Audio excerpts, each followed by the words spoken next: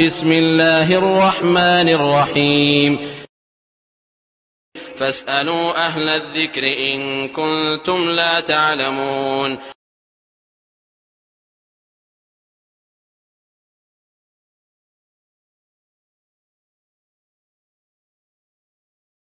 আলহামদুলিল্লাহ ওয়াসসালাতু ওয়াসসালামু আলা রাসূলিল্লাহ। জি, সম্মানিত আইনুল বারী ভাই, আপনি প্রশ্ন করেছেন যে আপনি একটা মাজারে চাদর চড়াতে মান্নত করেছিলেন, এটা পূরণ করবেন কিনা।